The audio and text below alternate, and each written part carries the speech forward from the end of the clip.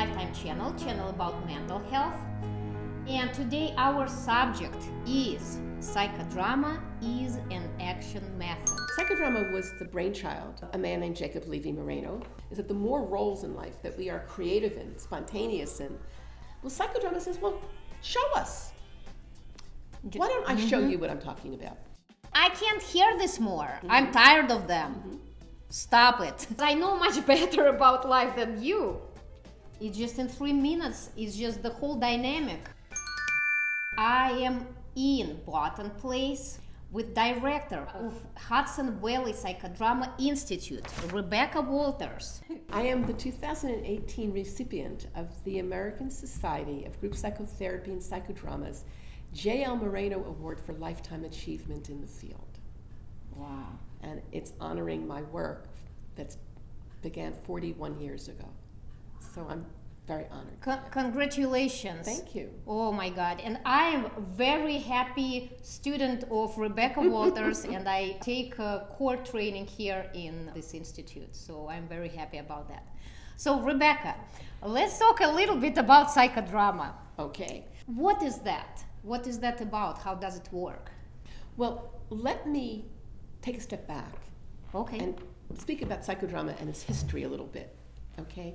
So psychodrama was the brainchild of a man named J.l.Moreno, who was a psychiatrist in Vienna. There are many, many stories about him in Vienna.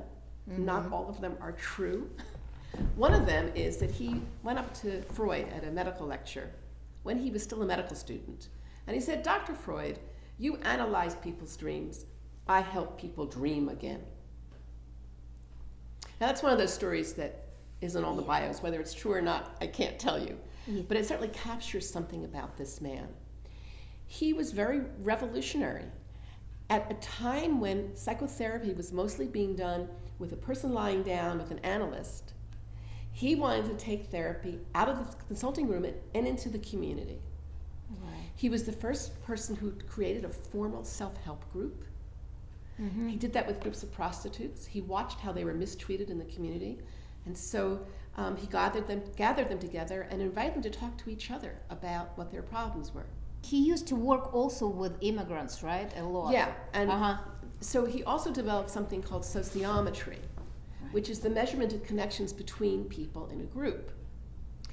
And it is the precursor to social media. In fact, scholarly research on social media usually gives him credit for starting this whole idea that we want to look at who's connected to whom. And if I'm connected to you, then in some way I'm connected to the people who you're connected to. And if you look at the social media grams, the drawing out of connections, it's what we call in psychodrama a sociogram. So with the immigrants, he did something rather revolutionary. They were living in refugee camps. And he said, who do you want to live with and who do you not want to live with? Who do you want to be on a work team with and who do you not want to be on a work team with? And his ideas were that would decrease the amount of tension and increase the productivity. In 1926, he moved to the United States. And I'm not great with dates, somewhere in the 40s, I think, in the 50s, he set up in the Hudson School for Girls, which was a reform school about an hour north of here, research programs where he took the girls and he invited them to choose who they were going to bunk with, who they were going to have in their cottage, and who was not going to be in their cottage. And the frequency of running away by the girls decreased tremendously. He was invited to do work in Sing Sing. He was invited to do work all over, looking at the application of sociometric choices to groups. He was the first person to use the term group psychotherapy. Now, in the old days, when they did groups in psychiatric hospitals, the way it was done was the psychiatrist would go up and say, Dr. Anna, hello, I'm Dr. Walters, how are you? Tell me how you're doing. And then Dr. Joe, how are you? I'm sorry, forget the doctor, forget that. It would be like this. So Anna, tell me how you're doing. Good, thank you. Joe, tell me how you're doing. Good. Mary Jane, tell me how you're doing. That was what group therapy was. Moreno said, whoa, wait a second. I want to know why you're sitting there next to him and not next to her. I want to know who he is to you. I want to know who she reminds you of. I want to know what your relationships are with each other. Mm-hmm. So he was the first person to start to really look at this. And out of this, he developed psychodrama Mm-hmm. and group psychotherapy. How sociodrama was involved in that process? Was it something what popped up at the same moment, or it was something what... Okay, so Moreno was really, really interested in spontaneity and creativity. Uh-huh. And his theory, and the theory that psychodrama is based on, is that the more roles in life that we are creative in, spontaneous in, the healthier we are. Uh-huh. So I worked for 30 years inpatient psychiatric. I can speak DSM-5. Let me go back. I can speak DSM-4. Uh-huh. I'm not sure I can speak DSM-5 Wow. because I left the psychiatric hospital to devote myself to the right. institute right around the time the change was. But I can talk that kind of talk. Mm-hmm. Moreno wasn't interested in diagnoses. He was interested in what are the roles in your life that are bringing you joy, that are satisfying, and what roles are not. And can we help you in the roles that are not find new and creative ways of taking them? It's a non-pathologizing way of looking at people in the world. In his effort to do creativity and spontaneity, to develop it, and you're talking about Vienna in the right after, between World War I and World War II. Mm-hmm. Okay. Like 1920s. Yeah, late The teens and big 20s. It's a very repressed time. Right. There was a lot of experimentation being done. He had a theater called the Theater of Spontaneity. Mm-hmm. And they went around putting on plays, spontaneous improvised plays, based on the headlines of the day. Mm-hmm. So they pull up to a town, and whatever was in the headline, they create a play around it. So in a way, that's the beginnings of sociodrama, right? Because it's not an individual story, it's a collective story, mm-hmm. and it's based on not you as the protagonist's life, but rather a story that's being presented to you to act out. Yeah. Mm-hmm. So, Theater of Spontaneity was the precursor to the living newspaper, which is what he named the troupe that went from town to town. Uh-huh. What else can I tell you about it? In that troupe, he had a young actress named Barbara. She was very pretty, long red hair. She was married to Hans, who was one of the actors. And week after week, this young woman was cast in the roles of the murder victim, the young wife whose money was embezzled by, the evil banker, by the stepchild who was disowned by the family, all these victim roles. And she was just overwhelmed with these roles. And her husband came to Moreno and he said, "Doctor, you must do something. My wife has become she's horrible. She yells at me, she hits me, she throws things at me. And as for our love life, there isn't any. Please do something." Oh my God. So Moreno started thinking. He started casting her as the murderess, the wicked stepmother, the adulteress. This was a time when that was very scandalous, right? All these evil roles. Her husband came back and said, "I don't know what you said to her, but thank you because my wife is back." So Moreno started thinking. He was a very brilliant man. He started thinking, and he said, when you do the same role over and over and over again, you get tired, right? Right. So he developed this concept called role fatigue. And you know the way I teach it. Yes. I say, Yeah. anybody who spent a rainy 3-day weekend with a toddler knows the meaning of role fatigue. Anybody who's been a student, that last week of school where all you're doing is writing papers and studying for exams and everything else goes out the window, that creates role fatigue. Mm-hmm. Okay, so he was very interested in roles, and he developed role theory. Mm-hmm. And role theory, simply put, is that, we have somatic roles, our body roles, we have interpersonal roles, Mm-hmm. and we have roles that live inside of us that are not interpersonal, but kind of made-up roles that we get from the culture. The more roles that you have in life that are satisfying to you, that are spontaneous, that are not, where you don't have role fatigue and you don't feel stuck in them, the healthier you are. Somatic, interpersonal, and also your internal roles. 1926, he comes to America. And he sets up, in New York City, a psychodrama theater where people come. And every Friday night, people come and to watch him direct psychodramas. This goes on from when he gets here, sometime after he gets here, all the way up until, I think that in the 60s they were still doing it. Maybe even the 70s, I don't know. He died in 74, so he certainly wasn't doing it toward the end. Other of his students were. But every Friday night there was open sessions, and many people came. Okay. I'm going to name some names. Okay. Virginia Satir, the mother of family therapy, right? Alan Alda, who now does all kinds of improvisational work for medical education, came. Woody Allen came.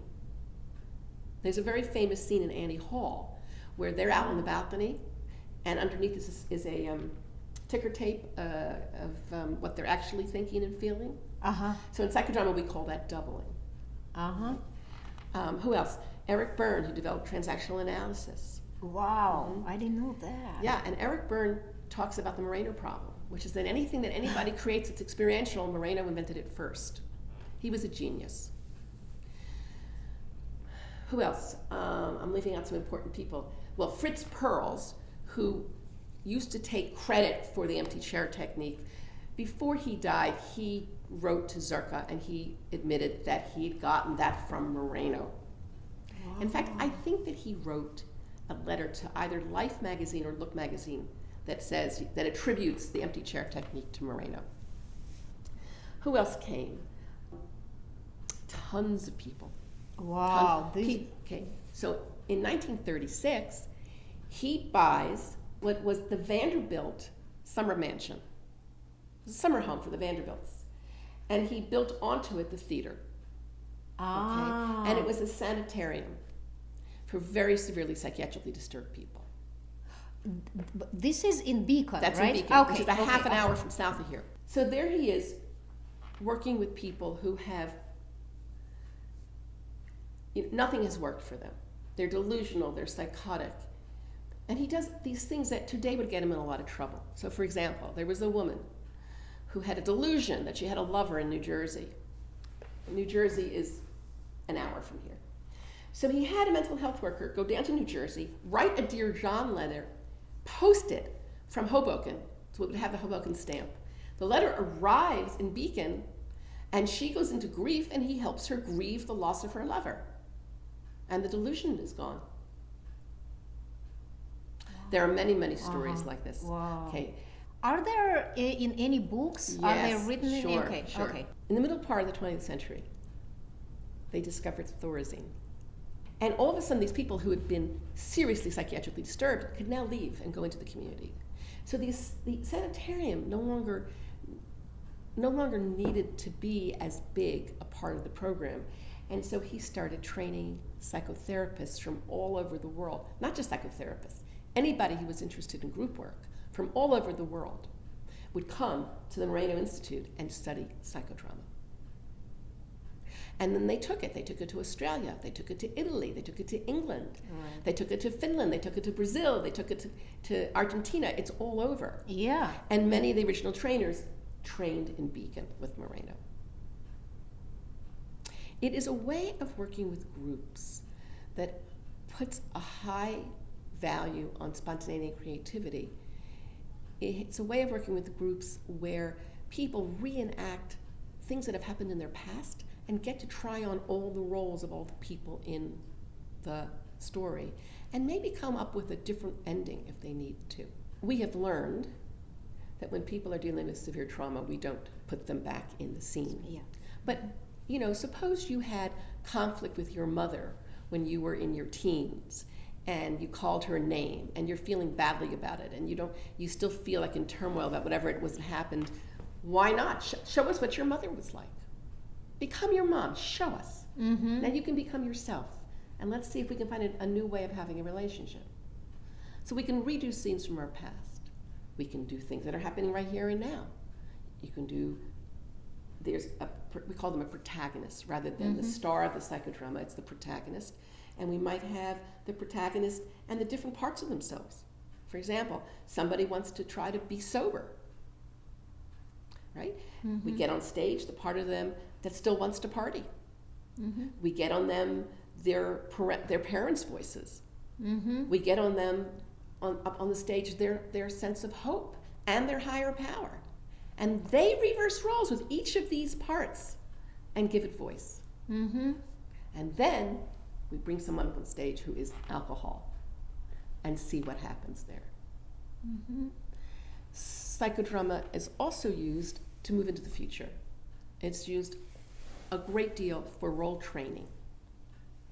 And I've used it to teach doctors at MD Anderson communication skills. You know, you have to give someone bad news. MD Anderson's a cancer center. Doctors are not equipped to give people bad news. Yeah. And the way they get taught, usually, is through either PowerPoints, lectures, and readings, or with standardized patients. Standardized patients, an actor, and then they get to try it out with coaching. And that's all fine and good. It's also prohibitively expensive because every medical student, I mean, you may have 6 people in a group, and they get to practice with this one kind of patient. At MD Anderson, what we did was we bring a group of 20, 30 people together, and we teach them how to role reverse. We would teach them how you actually get into the shoes of their patient and figure out what that person might need from them. And it was remarkable. The feedback we got was with the evaluations where people felt much better equipped. We also taught them what empathic statements sound like, again, the chance to practice it. But it's the act of getting into the other person's shoes. It's used for psychotherapy groups. It's used a lot in the recovery world. Yeah. It's used in psychoeducation, right? I teach DBT skill groups, and I do it in action. I use psychodrama. Anytime you do role play, if you use psychodramatic techniques, the role plays are going to be a lot more effective. But it also can be used in individual therapy. And I mean, I think most of us have been in a therapy session as a client, because if you're looking at this video and you are a therapist, I hope you've been a client. I personally don't think it's ethical to be doing therapy if you haven't ever been in the role of client. And you know you're talking about your mother, because we always end up talking about our mothers, and we get really heated up. Instead of talking about them, why don't we talk to them? You know, or we say in therapy, oh, I wish I could have said, if only I had said. Well, psychodrama says, well, show us. Why don't I show you what I'm talking about? I want you to think about somebody in your life who you need to work something out with. Okay, my friend. One of my friends. One of your friends. And what is your friend's name? Her name is Tanya. Tanya, okay. Yes. So I want you to sit down in this chair. Okay, I'm Tanya here, right? No, I want you to be Anna. Okay, I'm Anna. You're Anna. Okay. So here you are, Anna, and we have brought Tanya. I just don't like that she all the time she gives me all her advices. She tries to bring her life into my life. I'm just getting so here she is. Tell her. I can't hear this more. I don't need your advices. I'm tired of them. Stop it. Reverse roles, and that means you're going to go switch over, and you're going to become Tanya. I just want you to have good life. You know, I don't like what kind of life you live. I want to improve the quality of your life. How come? You know why? Because I know much better about life than you. Reverse roles.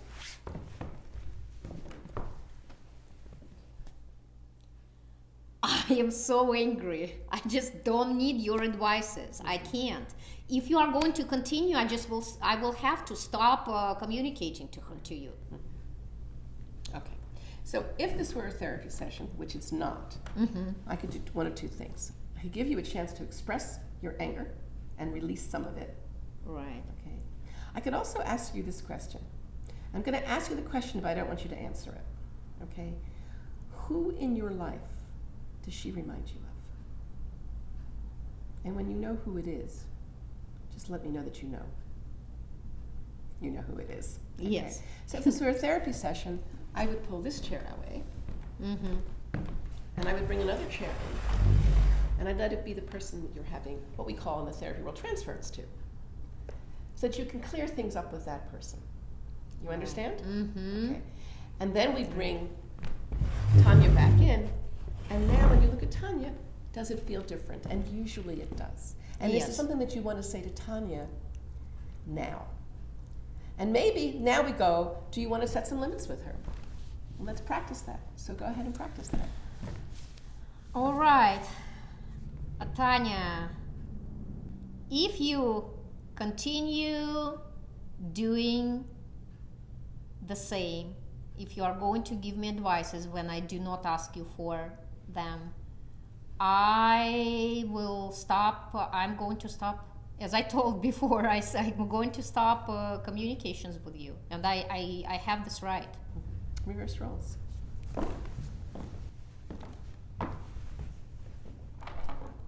What's happening inside of you, Tanya? Turn your head aside to the audience and tell them what's going on inside of you. So it's switched, and I have completely different perspective on her right now. I understand she's correct. I can't. So turn back to her. What do you want to say? You are correct. You are right. You have this right, and just if I'm acting not correctly, then just stop me. You have this right. Sorry, I was raised this way to give advices everybody. I can't stop. I'm sorry. I'm sorry. Yes, how do you feel about her? She's basically threatened to cut off her relationship with you. I feel like I feel jealous. Oh. Yeah. Tell her more about that. She's you and I are just happy, and you feel happy, and I don't like that. Yes, I You're don't laughing. like it. Yes.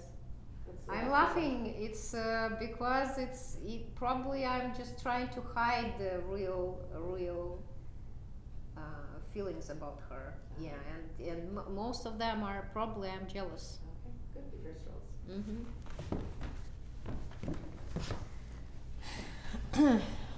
So that was really short. That was like 3 minutes, I think. Yeah. What was that like for you, Anna?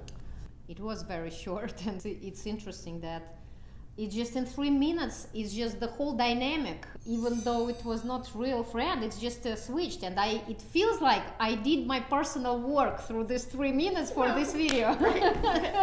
Good. Okay. I'm going to It's de-roll. interesting. Yes.